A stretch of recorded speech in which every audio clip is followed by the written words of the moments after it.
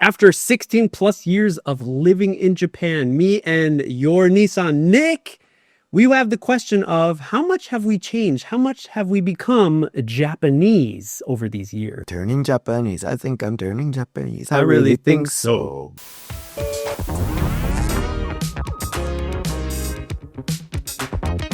Hey everyone, welcome back to another よろしくお願いします episode. I don't know. Hey, we're the hosts, or me, I'm the host, everyone.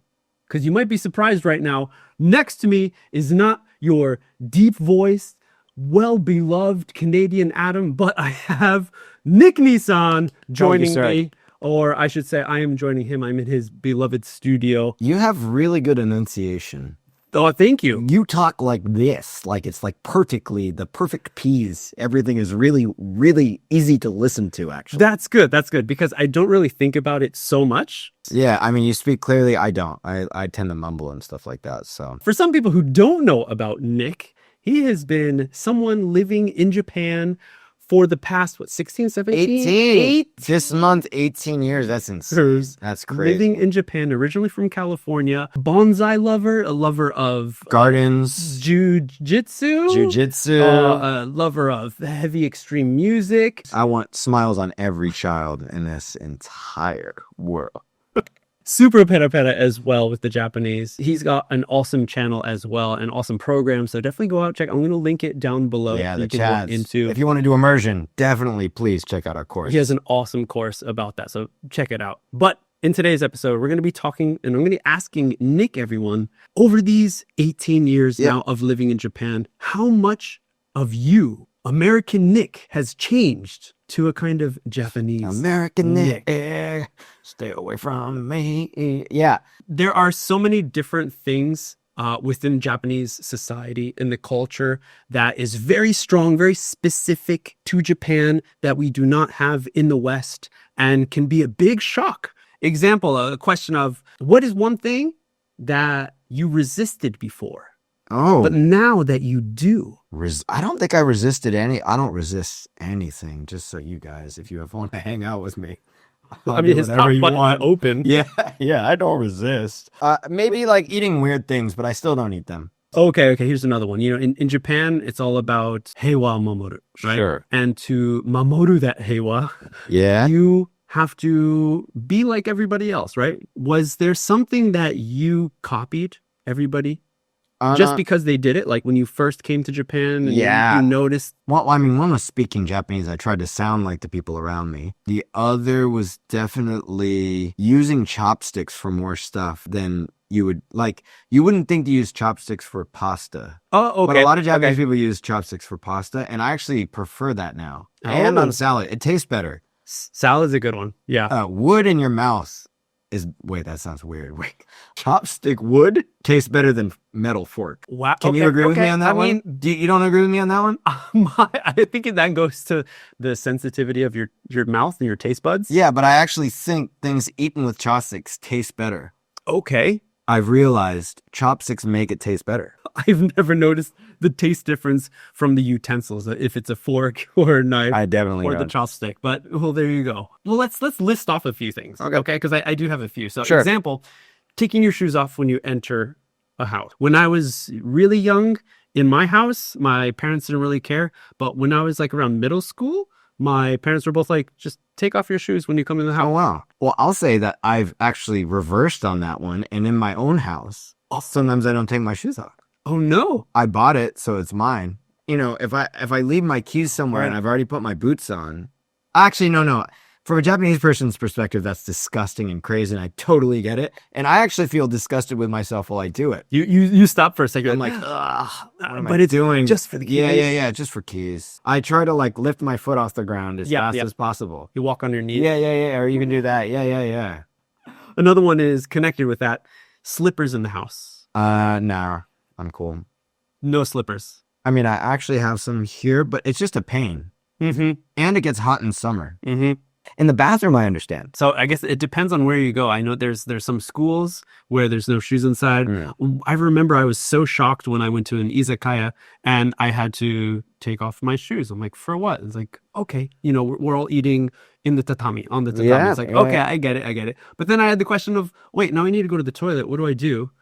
And when I get to that usually dirty toilet, there's a few dirty slippers. Yeah, I mean, that's nice, right? So you're not touching the pee ground. I mean, I guess, but I was like, I want to just keep my shoes on. In an izakaya, you can wear your shoes to the toilet. Yeah, I They did just know put that. the slippers there because you don't want to tie up other your people. or you don't want to tie your shoes up again and stuff like that. That's another interesting cultural one that I didn't write down, but getting shoes that are slip-ons or ones that you have to tie. In the US, I always had shoes where I would tie them up. But now, after living in Japan for so long, I've converted over to getting shoes that I could slip on and I don't need to do anything. But how about you? No, boots. Boots, worst. Or in the summer, well, summer's really easy because I wear Japanese sandals, setta or getta. Okay.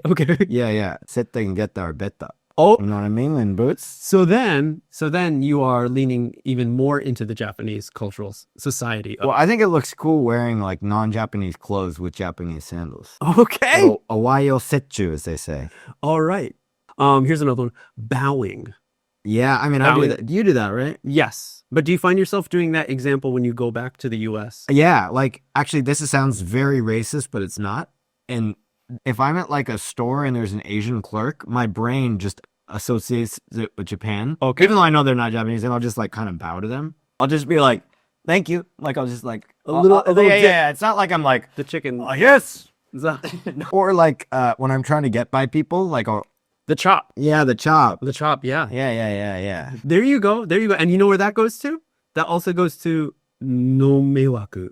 You don't want to give meiwaku to the people around you, which is such a strong ideal here in Japan. But in the US, it's like, screw you. What about with kids? Like I'm super strict with my kids that they don't make loud sounds or like run around and bother other. Like Japanese parents are very strict. Like chanto ruki nasai. Yeah. In the States, they let them run around like little turds. But I see both. yeah, sides. there's Of course. yeah. There's Of course. both. But maybe majority-wise, there's Japanese parents are a little bit more cautious about their kids. Exactly. Running around, maybe causing too much noise. Me, yeah, especially when we're on the train, we're in a public area. We get on the elevator and there's other people. Yeah. So, okay, we talk quietly. There's no rule that is explained to any of us, but No, we just we know understand it. it within the They society. say the unwritten rule. Now, is this something that you adopted because you came yes, to Japan? 100%. Yeah? Because even in the States, if my phone rings or something in the train, like for a second, I'll feel weird. You know what I mean? Like, Yes, I 'cause- shouldn't answer this. And then I'm like, no, Right. they don't have that rule here. The other thing is people will like speak on speakerphone about things that are like super personal. In the West, right? In Yeah. America. Like I'll be on the train and they'll be like, I got home last night and I found long hair on the floor. I think they're cheating on me. Yeah. Stuff like that. How about not being so direct when you speak to people? No. Now in Japan, you got to be I about I things, think I'm the right? most direct person I know. And you stay that way, even in Japanese. You do have like a business meeting. Jizro and Keigo. Yeah, but I'm pretty like direct, I think. I think it ends up working out for everybody for the better. Sometimes it's for the worse because I'm too direct, but in general, it almost doesn't mess up the harmony. Well, I think it also goes to the people that you're talking to. In my past, I've had experience in my past company where the Japanese coworkers that I was with really didn't like how I disagreed with their idea. And even if I backed it up with some examples of why it wouldn't work and why we shouldn't try this, they still didn't like it. That's so silly though. So I think in your case, maybe you had someone who was a little more open-minded Yeah, to accept that for sure. criticism. For sure. So that can be something that is really difficult, I feel like, for Westerners, for people from the US, from Canada, who come to Japan. Yeah. Because even if you speak really well, the cultural side, the society side of it can be a real challenge. Oh, for sure. Now, do you think you were Nick this past 18 years In the still States, living in the no States? way. I mean, you wouldn't even know that. You wouldn't even know how. That's not even like a thing to think about. That's another dimension. Yeah. Dimension X. I want to give a big shout out and massive thank you to Nick Nissan. If you're looking to improve your English through immersion, Nick Nissan has an awesome immersion style program that you can check the link down below in the description. Or hey, if you're someone who wants to speak with me and improve your English, I do online lessons. So check out the MJ Adam Show website for a free Taiken session.